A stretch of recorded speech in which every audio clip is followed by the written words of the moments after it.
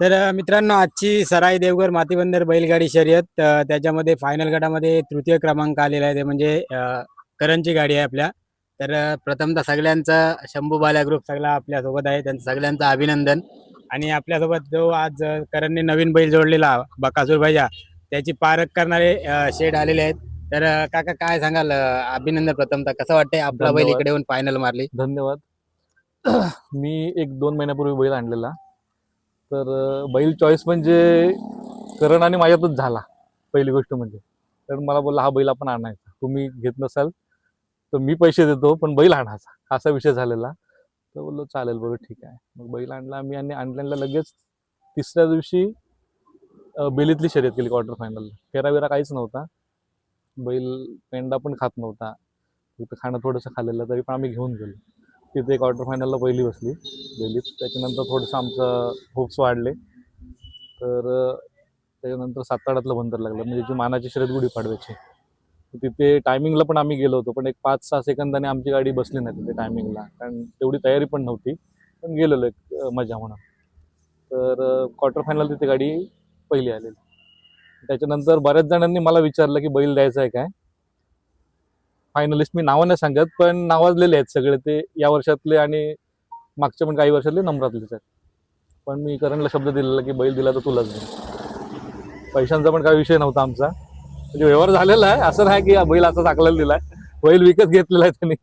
पण मी किंमत नाही सांगत, मी स्वतः पैसे घेतले, पण बैल व्यवहार झालेला. तेच विचारते, म्हणजे ह्या बैलांची पारख, म्हणजे तिकडे खूप सारे बैल आपल्याकडे येतात कर्नाटकवरून किंवा कोल्हापूरवरून, परंतु ती पारख असते ती महत्वाची, कारण खूप सारे बैल येऊन इकडे फेल होतात. तर तुमच्याकडे आता तोकडा बैजा असेल किंवा हा बकासूर बैजा, दोन्ही बैल तुम्ही जे आणलेत ते टॉपला आता धावत आहेत. तर ती पारख कशी केली ती बैलाची? अरे म्हणजे बैलांचं एक तर वाळूला किंवा वरच्या गटाला जर हाकलायचं असेल तर बैल म्हणजे वयात आलेला लागतोय. कवळा बैल हाकलून उपयोग नाही त्याचा. वाळूला पण आणि ह्याला पण. आता फायनल पण काय का भाटातलं पण का तशी कमी ह्याची शर्यत नाही. सगळ्या गाड्यांना एवढा स्पीड आहे की गाड्या जवळजवळ 3-3.25 मिनिटात त्याच्या आतमध्ये पण चालतात. तर त्यामुळे बैल थोडा घट्ट झालेलाच लागतो. आणि हा बैल कोणाकडून, तिकड तो मालक होता, हा कोण होता? नाना खोत, रमेश नाना खोत त्यांच्याकडून मारुती मानेंनी आणलेला, आणि तिथून एक 8 दिवसातच आम्ही घेतला. आणि म्हणजे तिकडे कोणत्या गटामध्ये धावत होता? जनरल? तिकडे जनरल वगैरे धावलेला आहे तो बैल, आणि 1-1.5 वर्ष बंद होता बैल, बेदात होता. आता 1-2 महिने बैल खाणं खाऊन रिझल्ट दिला बैल. आणि म्हणजे कसं मोठ्या कोणत्या नामांकित बैलांसोबत हो, धावलेला आहे का? श्रीनाथ केसरीला वगैरे तो धावलेला. अच्छा. 1 लाखाचं वगैरे मैदान केलेलं त्याने. आणि आता तुमची गाडी सुद्धा वाळूला चांगली धावत आहे. तर आता सोन्या आणि टोकडा पाहिजे, हो. तर काय अपेक्षा आहेत आपल्या जोडीकडून? धावली तर आता काय पुढे फायनल वगैरेची आम्ही अपेक्षा बघतो. आणि मला एक विचारायचं की आता बंदर कमिटी असो किंवा हे भाटाची कमिटी असो, तर थोडी आपली शर्यत नियमांपासून डिस्ट्रॅक्ट होत चालली आहे. तर काय सांगाल त्याच्याबद्दल? काय बैल मालकांनी काय काळजी घेतली पाहिजे त्यासाठी? बैल मालक पहिली गोष्ट म्हणजे बैलांची मेहनत वगैरे ह्याच्यावरती पहिलं लक्ष देतात की आपल्या बैलाला व्यवस्थित कसे. आणि प्रत्येक जण उतरतो तो पहिला नंबर घेण्यासाठी नाही, पण जास्त करून हाऊस म्हणून हाऊस असते गाडी एक प्रत्येकाला की गाडी एक सुखरूप जावी आणि आपली सुखरूप येईल. यावी आणि गाडी गुलाल मिळावा ही प्रत्येकाचीच अपेक्षा असते. पण पहिलाच मिळेल की दुसरा की तिसरा ही अपेक्षा पकडून चालणार नाही, आणि ते गर्व पण करून चालणार नाही. बरोबर. त्याच्यामुळे माझा बैल एवढा पडतो तेवढा बैल ते करून नाही चालणार. बैल आहे, रंगभूमी आहे, त्याच्यामध्ये जशी मालकाची मेहनत आणि थोडेफार नशिबाचा पण भाग आहे, तर त्याचा म्हणजे हे मिळतं आपल्याला, रिझल्ट मिळतो. आणि आता करण बोलला की जस्ट गाडी बैलाचा अंदाज घ्यायचा म्हणून गाडी हाकलायची होती आज, पण आज बैलांनी चांगला रिझल्ट दिला. तर काय सांगाल त्याबद्दल? आणि फेरे पण नव्हते मला वाटते. 3 फेरे पण नव्हते त्याचे, आणि त्यांच्या काहीतरी घरात लग्न होतं आता 2-4 दिवस, त्यांची पण जरा म्हणजे बैलांकडे एवढं. आणि कसं आहे, बैलांना टाइम टू टाइम खाणं पिणं असलं तर सर्व मेंटेन करतं. आज म्हणजे तशी तेवढी तयारी नव्हती, पण बैलांनी रिझल्ट दिला. आणि आता तुम्ही म्हणालात की 7-8-15 मध्ये तुम्ही ट्राय केलेली या वर्षी, हा. तर पुढल्या वर्षी सुद्धा ट्राय करणार का फायनल साठी? हो, 7-8 कधी पण येणार आम्ही. एक तरी पुढल्या वर्षी भारतात आम्ही. पुढल्या वर्षी असं होईल की याची गाडी पण फायनल साठी पात्र झाली आणि तुमची सुद्धा पात्र झाली गाडी, तर ती सुरत बघायला कसं वाटेल? धीरज म्हणतात जेव्हा त्यांची असेल तेव्हा आम्ही जोडणार. नाही ना तसं नाही.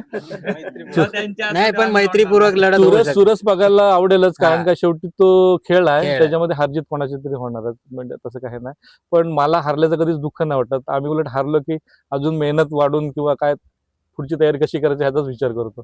बैलांना पण दोष नाही देत आणि जो गाडीवर असेल त्याला पण नाही करत.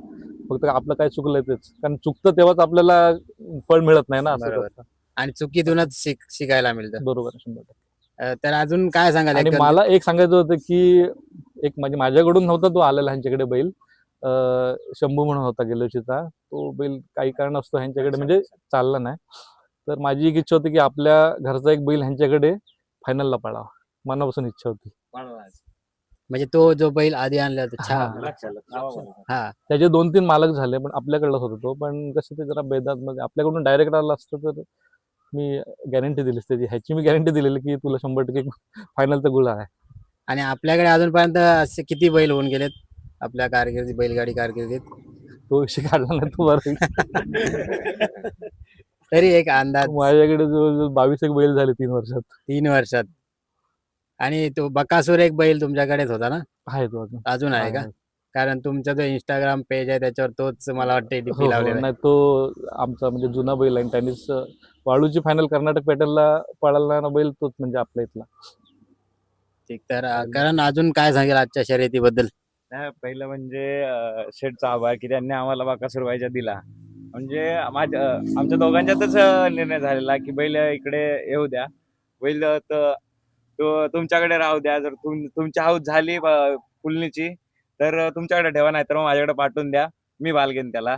पण आता आमच्यातला ऑफिशियली व्यवहार झाला आणि आज आमच्यात आहे. पण नक्कीच त्यांनी शब्द दिलेला की पाटाची फायनल धावेल आणि आज बैल धावला.